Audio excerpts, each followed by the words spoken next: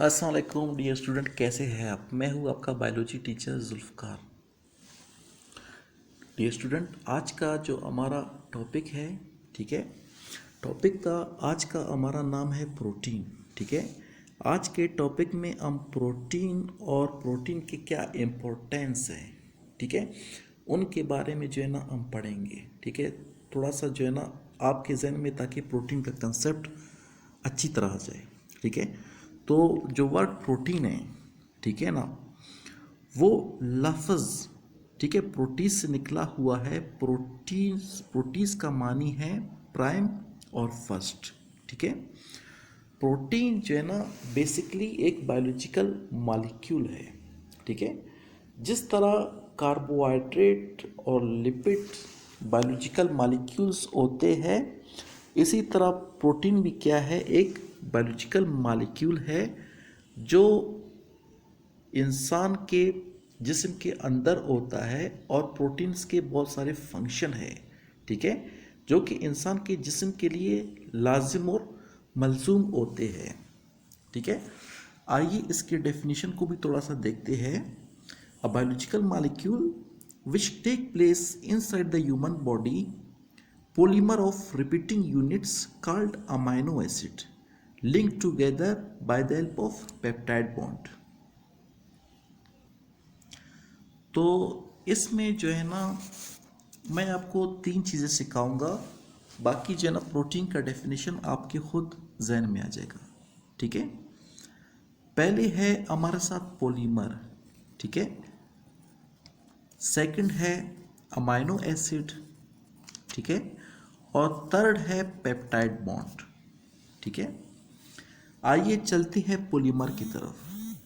Polymer क्या होता है? Polymer is a long molecule which arrange in the form of smaller units called monomers.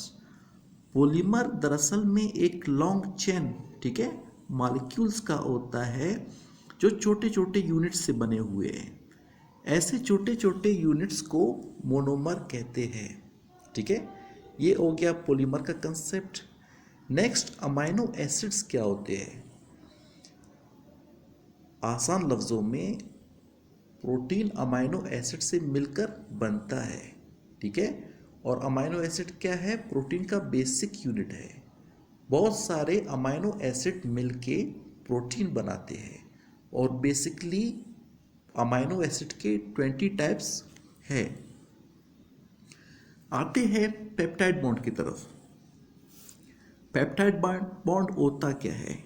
ठीक है, the bond which is form between two amino acids are called peptide bond. जब दो amino acid bond के, ठीक है, जब दो amino acid, ठीक है, के बीच में जो एक बॉन्ड लगता है, ठीक है, फिक्स होता है, दोनों को लिंक करता है, ठीक है, ऐसे बॉन्ड को हम पेप्टाइड बॉन्ड भी कहते हैं। ये था हमारा थोड़ा सा ब्रीफ प्रोटीन के ऊपर। ठीक है, अब चलते हैं हम थोड़ा सा प्रोटीन की जो ना इम्पोर्टेंस की तरफ, कि प्रोटीन की क्या इम्पोर्टेंस है।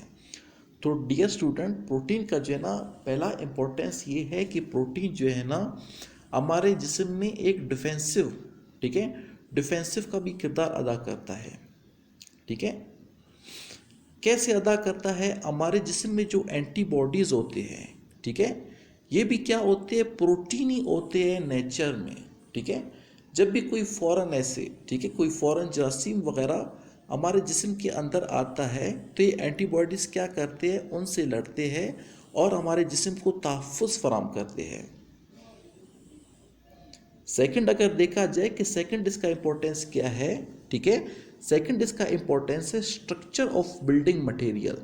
ठीक है, कुछ ऐसे, ठीक है, कुछ ऐसे मटेरियल्स हैं जिन्हें प्रोटीन क्या करता है? बिल्ड करता है। जैसे कि सेल मेम्ब्रेन, ठीक है, प्रोटीन से बना होता है। हमारे हेयर्स, हमारे नेल्स, स्किन, ये तमाम चीज़ें मिलकर प्रोटीन से बनते हैं। अगर हम इसके थर्ड इंपॉर्टेंस की तरफ जाए, ठीक है, तो इसमें मसल कंस्ट्रक्शन भी होता है। ठीक है, मसल कंस्ट्रक्शन इसमें किस तरह होता है? ठीक है, हमारे मसल्स के सेल में, ठीक है, एक तो होता है एक्टिन और दूसरा होता है मायोसिन।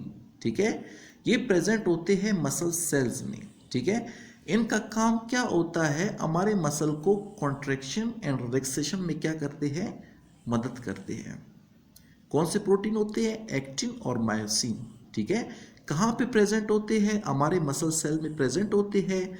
और इनका फंक्शन क्या होता है, ये हमारे मसल्स को कॉन्ट्रैक्शन एंड रिलैक्सेशन में क्या करते हैं, हेल्प प्रोवाइड करते हैं। ठीक है, अगली हम इसकी इंपॉर्टेंस की तरफ अगर आ जाते हैं तो अगला इसका इंपॉर्टेंस है ट्रांसपोर्ट प्रोटीन। ठीक है, ट्रांसपोर्ट प्रोटीन किस तरह होता है, जैसे कि हमारे जिस्म में क्या होता है, हेमोग्लोबिन। ठीक है, हेमोग्लोबिन ये प्रोटीन ही है नेचर में। ठीक है, ये भी नेचर में क्या है, प्रोटीन है। ठीक है, ये क्या करता है, लंग से ऑक्सीजन उठा के हमारे जिस्म के जो जितने भी जो सेल्स हैं, ठीक है, इनको क्या करता है, ऑक्सीजन प्रोवाइड करता है।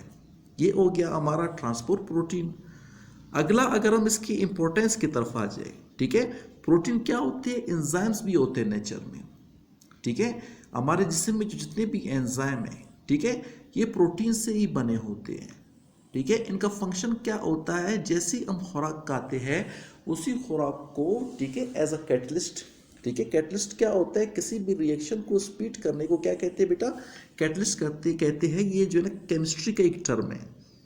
ठीक है, जैसे हम कोई खुराक खाते हैं तो ये प्रोटीन क्या होते हैं, ठीक है, एंजाइम क्या होते हैं, हमारे खुराक के ऊपर आते हैं और उसी खुराक को छोटे छोटे हिस्सों में तकसीम करते हैं।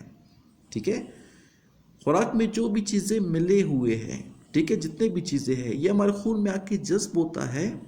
ठीक है, और बाकी जो है ना वेस्ट मटेरियल क्या होता है, रिमूव होता है थ्रू जो है ना एक्सक्रीशन प्रोसेस की तरफ से। ठीक है, अगला हमारा जो प्रोटीन का इंपॉर्टेंस है, ठीक है, हार्मोनल प्रोटीन्स भी होते हैं। ठीक है, हमारे जिस्म में कैसे, जैसे कि इंसुलिन है। ठीक है, इंसुलिन क्या है, प्रोटीन है नेचर में। ये क्या करता है, ग्लूकोज के लेवल को क्या करता है, ब्लड का जो लेवल है, ठीक है, ग्लूकोज का, उसको क्या करता है, रेगुलेट करता है, इसको मेंटेन करता है। इंसान के जिस्म में जो ग्लूकोज लेवल है, इसको कौन मेंटेन करता है, इंसुलिन मेंटेन करता है। तो इंसुलिन क्या हो गया, इंसुलिन भी प्रोटीन ही हो गया नेचर में। डियर स्टूडेंट, ये था हमारा आज का टॉपिक। इंशाल्लाह अगली दफ़ा इंशाल्लाह हम एक नए टॉपिक के साथ मिलेंगे। तब तक के लिए अपने बायोलॉजी के टीचर को इजाज़त दीजिए। अल्लाह।